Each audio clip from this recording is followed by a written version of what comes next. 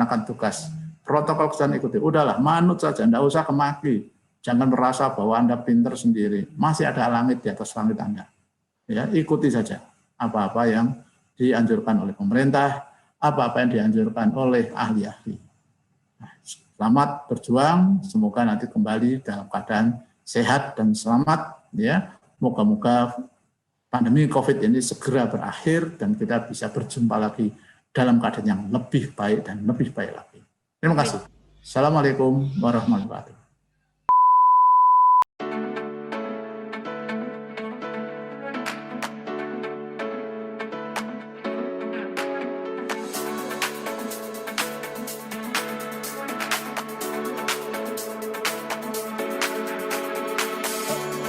Kelurahan Pandian Lamper merupakan kelurahan dengan luas wilayah kurang lebih 98,25 hektar yang berada di Kecamatan Gayam Sari, Kota Semarang, Provinsi Jawa Tengah.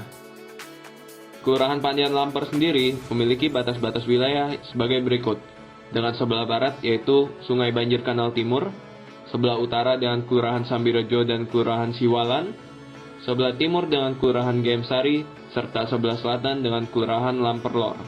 Kelurahan Pandian Lamper memiliki kondisi demografi dengan jumlah penduduk sampai dengan bulan April 2019 sebanyak 15.365 jiwa, dengan jumlah kepala keluarga yang tercatat sebanyak 4.200 kakak. Adapun jumlah penduduk laki-laki yaitu sebanyak 7.577 jiwa, dan jumlah penduduk perempuan sebanyak 7.788 jiwa. Adapun jumlah RW yang ada di Kelurahan Pandian Lamper yaitu sebanyak 12, dengan jumlah RT sebanyak 105. Berdasarkan hasil diskusi dengan Pak Sumardi selaku Kasih Trantip Kelurahan Pandian Lamper, terdapat beberapa permasalahan yang ada di wilayah Kelurahan Pandian Lamper. Yang pertama yaitu permasalahan hukum yang ada, antara lain mengenai pencurian, kenakalan remaja, narkoba, hingga KDRT. Selain itu juga, kegiatan posyandu, kelompok tani, Karang Taruna, dan PKK masih berjalan, namun dibatasi dan pertemuan rutin ditiadakan sampai waktu yang belum ditentukan. Sesuai dengan tema kuliah kerja nyata kali ini, yaitu Sinergi Perguruan Tinggi dan Masyarakat di Masa Pandemi COVID-19 berbasis pada tujuan pembangunan berkelanjutan atau SDGs melalui kuliah kerja nyata. Pada masalah yang telah saya jabarkan tadi, saya membuat dua program, yaitu pembuatan alat touchless hand sanitizer dan pembuatan hand sanitizer berbahan dasar alami, yaitu menggunakan daun sirih dan jeruk nipis. Alasan dibuatnya alat touchless hand sanitizer ini yaitu adanya kegiatan posyandu, kelompok tani, Karang Taruna, dan PKK yang masih berjalan, namun warga dituntut untuk dapat tetap menerapkan protokol kesehatan, yaitu menggunakan masker, menjaga jarak aman, dan sering mencuci tangan. Hand sanitizer merupakan salah satu solusi praktis untuk mengganti penerapan mencuci tangan yang membutuhkan sabun dan air. Namun, penggunaan hand sanitizer di tempat umum tetap beresiko dalam transmisi penularan COVID-19 karena cara penggunaannya yang mengharuskan wadah penyimpanannya ditekan. Touchless artinya tanpa sentuhan, yaitu bertujuan untuk meminimalisir sentuhan yang diperlukan oleh pengguna hand sanitizer. Komponen yang akan digunakan untuk membuat alat ini yaitu pipa paralon yang dipotong-potong dan dirakit menjadi satu serta botol sebagai wadah hand sanitizer. Untuk mengganti sentuhan pada botol hand sanitizer, pipa paralon dirakit sebagai pengganti tangan di atas botol hand sanitizer. Cara penggunaannya juga cukup sederhana, yaitu cukup menginjak pipa paralon yang dibentuk sebagai pedal dengan kaki dan otomatis akan menekan pada botol hand sanitizer sehingga hand sanitizer keluar. Selain itu, saya juga beride untuk membuat sebuah inovasi, yaitu membuat hand sanitizer menggunakan bahan daun sirih dan jeruk nipis. Daun sirih merupakan salah satu tanaman obat. Seperti yang kita ketahui, daun sirih dapat digunakan untuk mengobati berbagai jenis penyakit seperti obat pembersih mata, menghilangkan bau badan, mimisan, dan lain sebagainya. Daun sirih dan jeruk nipis juga memiliki senyawa antibakteri dan juga antimikroba, sehingga dapat membantu dalam melawan bakteri dan virus penyakit. Pada diskusi dengan Pak Sumardi, kami juga mengetahui bahwa potensi wilayah di Kelurahan Pandian Lamper yang paling menonjol itu yaitu adanya pembuatan rambak, keripik tempe, akrilik, dan masih banyak lagi. Selain itu, kelurahan juga memiliki beberapa program yaitu kampung tematik, penanganan sampah, penyemprotan disinfektan rutin, dan razia masker, serta pemberantasan sarang nyamuk. Sebelum melaksanakan program kuliah kerja nyata, saya mendiskusikannya dengan Ketua RW 01 Kelurahan Pandian Lamper, yaitu Bapak Widya Kurniawan, dan didapatkan 2 program kerja sebagai berikut. Yang pertama yaitu alat touchless hand sanitizer dengan menggunakan bahan-bahan berupa pipa PVC yang dipotong-potong dan dirakit menjadi seperti berikut. Setelah pembuatan, saya pun membagikannya kepada Ketua RW 01 Kelurahan Pandian Lamper. Dan warga-warga di sana juga sangat antusias untuk mencobai alat tersebut.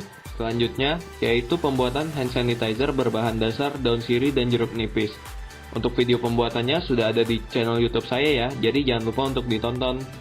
Dan juga hand sanitizer yang sudah dibuat dikirimkan beberapa contoh sampelnya kepada warga RW 01 Kelurahan Pandian Lamper.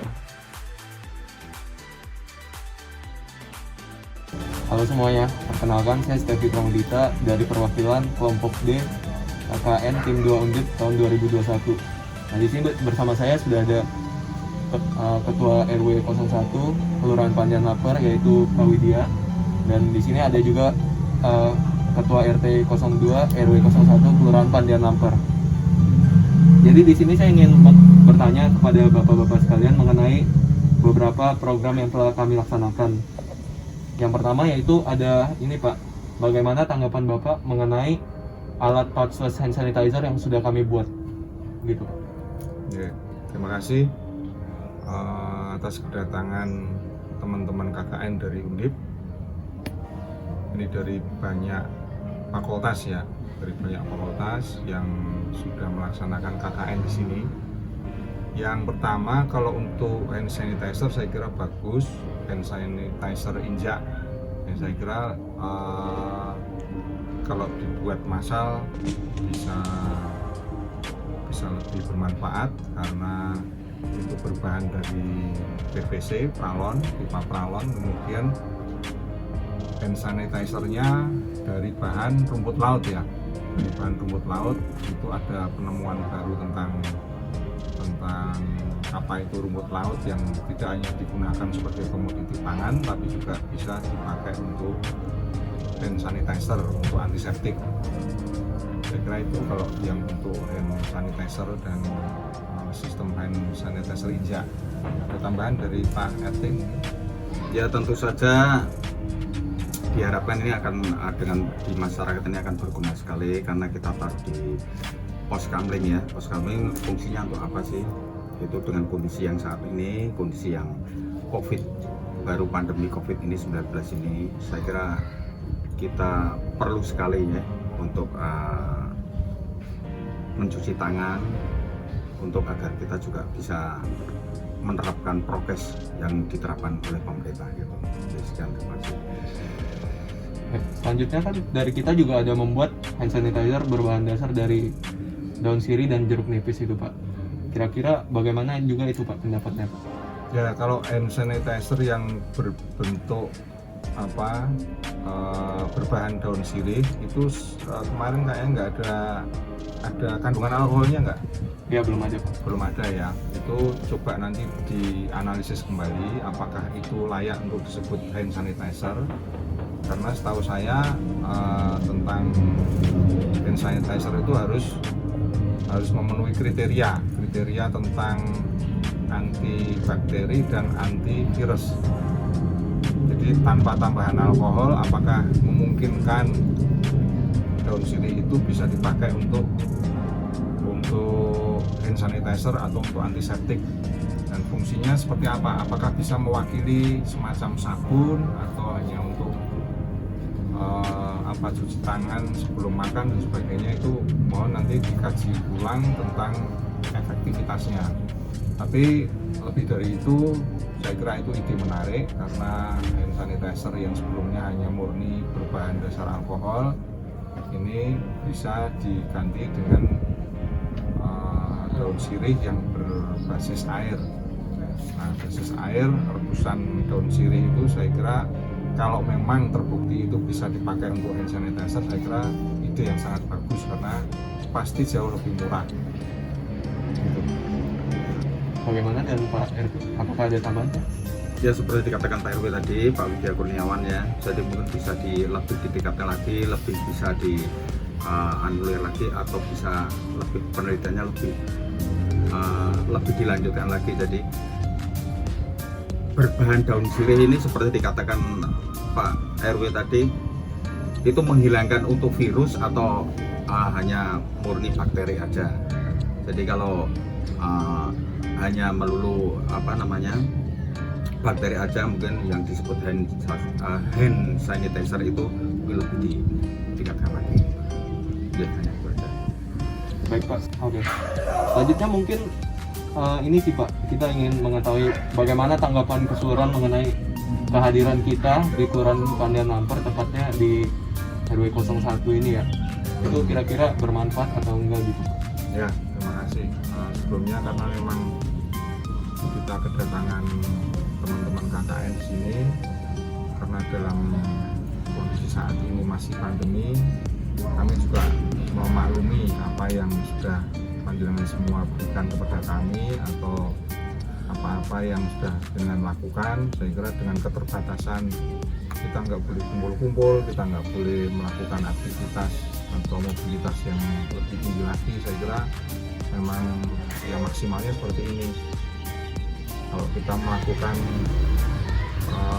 misalnya kayak rumput laut tadi bikin pelatihan itu belum memungkinkan karena nanti Pak RT kena tegur dari kelurahan kena tegur dari Pemkot dan sebagainya, nanti akan membuat masalah yang baru. Tapi semuanya saya kira ini sudah berjalan dengan maksimal, dan terima kasih atas kedatangan teman-teman semua untuk bisa berpartisipasi lebih meningkatkan kehidupan ekonomi sosial di masyarakat, khususnya di RW 1 Kelurahan Pandian Lamper. Kalau dari Pak Jaya sendiri bagaimana? Ya, saya berharap semoga dengan kedatangan mas-mas KKN ini, Mbak dan Mas KKN ini, tentu saja yang kita harapkan adalah bermanfaat bagi masyarakat kita. Seperti yang sudah diajarkan, seperti yang sudah diperlihatkan dari Mas dan Mbak KKN ini, semoga bermanfaat bagi masyarakat. Harapan kita itu. Terima kasih. Mungkin pertanyaan terakhir ya Pak, kira-kira ada saran dan masukan nggak Pak untuk KKN kita di sini tahun ini gitu Pak? Oke, masukannya ya kalau secara teknis tadi berbagai macam masukan saya kira sudah, cuma Anda semua sebagai generasi muda ya jangan mudah puas dengan apa yang sudah tercapai sekarang. Ini butuh generasi muda yang lebih handal di negeri ini. Jadi kalian semua mestinya kalau mau riset yang betulan, melakukan sesuatu hingga itu maksimal. Jadi jangan hanya sepotong-sepotong sesuai apa yang diajarkan di kampus. Yang jurusan teknik juga berusaha meningkatkan bidangnya, terus jurusan apalagi kemarin teknik, terus perikanan, terus kelautan, terus apa lagi bidangnya? Udah itu sih Pak. Ya, itu saya kira hal-hal yang baru di masyarakat. Mungkin di fakultas itu, di jurusan itu, apa yang dengan pelajari di kampus bisa diterapkan langsung ke masyarakat. Dan sekali lagi jangan mudah putus asa, jangan mudah puas juga. Apa yang sudah tercapai, yang bagus dipertahankan, yang kurang diperbaiki lagi. Kalau dari Pak Jaya gimana Pak? Sudah mewakili saya kira Pak. Sudah. Oke, baik Pak, mungkin terima kasih Pak Widya sama Pak Jaya untuk waktunya. Jadi sekian dulu teman-teman untuk testimonial kita pada kali ini. Terima kasih.